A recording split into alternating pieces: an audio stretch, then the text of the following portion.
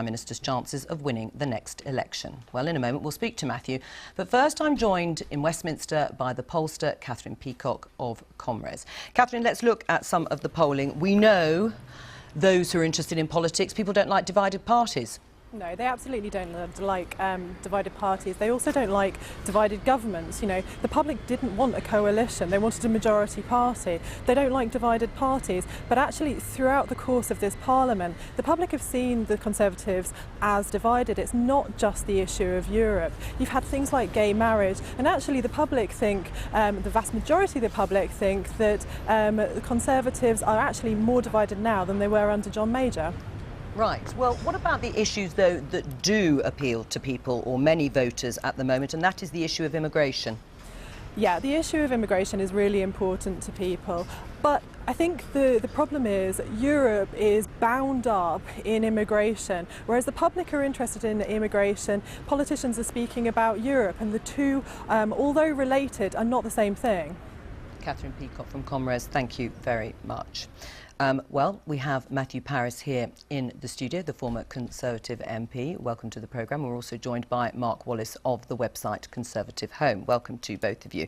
Matthew, you say that a Conservative schism is all but inevitable, but we have been here before, haven't we? One only has to think of Maastricht and John Major. Yes, we came very close to schism, I think, on Maastricht, and John Major just managed to pull that one off. But the right, and I wouldn't call them Eurosceptics, the Europhobes in the party have not gone away. They've never forgiven the party for Maastricht, and they're back. And I think they are now so bitter, so angry, and so zealous in their anti-European ideology that they are prepared to destroy the unity of the Conservative Party in order to get it. Do you agree with that? That there are people within the Conservative Party that are actually prepared to see the Conservative Party split over this? Well, I believe we should leave the European Union. I've got to say, hopefully I won't display too much bitterness, anger or zeal during the discussion. You're too young.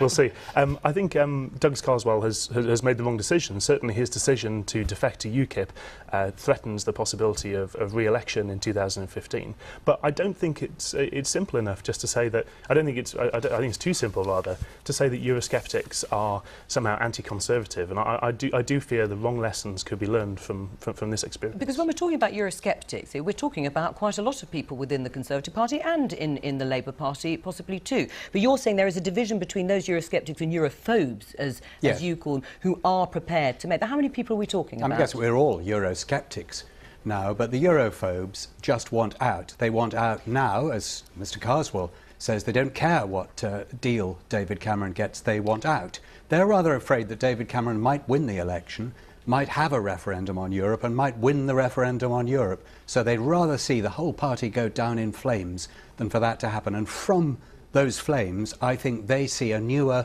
purer, more right-wing, more absolutely unambiguously anti-European Conservative Party emerge. Well, I mean, you berate Douglas Carswell for his treachery to David Cameron, as you seem to have outlined here. But when he announced his defection, it wasn't the only issue that he mentioned. He was talking about democracy, direct democracy, wasn't he? Recall of MPs, open primaries. So his vision is slightly broader than you have painted here. He was scrabbling together, I think, as many reasons as he could to resign, but he wanted to resign now for, I think, opportunistic reasons. No, I'm afraid I think this is a fundamental misreading of Douglas Carswell. There certainly are Eurosceptics and anti-EU MPs, and have been since the 90s, whose main driving motivation in life is to leave the EU, but Douglas Carswell is not one of them. Actually, I think his Euroscepticism comes from a broader iconoclasm. He really believes that we should have direct democracy. He believes he wants recall, he wants power of initiative for referenda. Actually, I think his opposition to the EU stems from that, and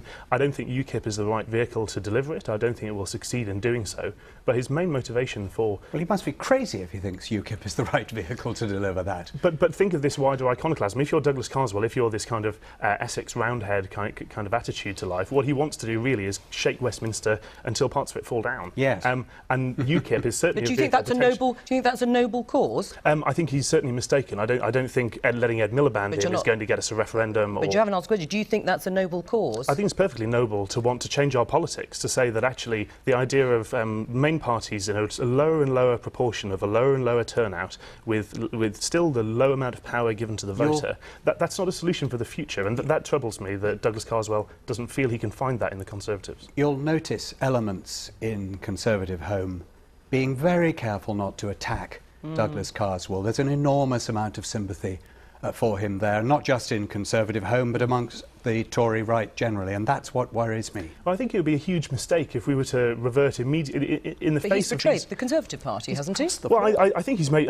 a horrible error. I think he makes Ed Miliband getting into Downing Street more likely, and the EU referendum less likely. So why are you not condemning him? But I think the crucial thing is here: do you want to respond to this criticism from Carswell by doing what the old parties would be expected to do, by slinging mud, by accusing him of treason, off with his head, etc.? No, I think we should be asking, why is it that people like Douglas Carswell, someone who is certainly a politician of the future, not the past, and a radical, why doesn't he feel comfortable in our party? Why is he not the future? But every age produces politicians who have strong, ideological, zealous attitudes and are quite sure that they're right. They never tend to prosper within any political party. He hasn't prospered within the Conservative Party. He won't within UKIP. But we need to talk about the direction of the Conservative Party. Yes. Do you think the Conservative Party should move towards Douglas Carswell's position? Absolutely not. The Conservative Party, if it starts moving towards the right, if it even talks about deals with UKIP, is going to lose the centre ground. It's going to lose its ability to appeal to those people who are a little bit worried that the Tories are rather right-wing. And historically, it has been proven time and again, particularly when there were Conservative leaders who did move to the right on issues like EU and immigration. This is a different time, admittedly. Do you think they can win on that sort of agenda? I think this is a much more subtle question. That might not fit a debate very well, but it's a much more subtle question. The simple fact is that, for example, Cameron's modernisation has unfortunately been surpassed by the modernisation of the wider populace. The financial crash happened, people's views on public finances, the state, on the EU and so on have changed. Why don't you? I mean, why aren't you advising people then to look at UKIP? I mean, if you are so sympathetic to what Douglas Carswell has done and you want the Tory party to emulate some of the policies, why are you not advising people to look seriously at UKIP? Well, because I don't think UKIP offers the answers to this. That's why I think Douglas is very wrong. So if you saw him today on Conservative Home in our interview with him, he takes on a passing voter about immigration, says no, they're not a threat to the NHS. He challenges voters on the question of socialists being evil. This is much different to how it's being portrayed. Mark is not advising people to support UKIP, but there's a lot of dog whistling coming from the right and coming from Conservative Home, and I have absolutely no doubt that a lot of those people would like to see a deal between the Tories and UKIP, and I think that would be absolutely disastrous for my party. Let's leave it there. Thank you both very much. The latest poll ahead of the referendum on Scottish independence has caused a big stir today.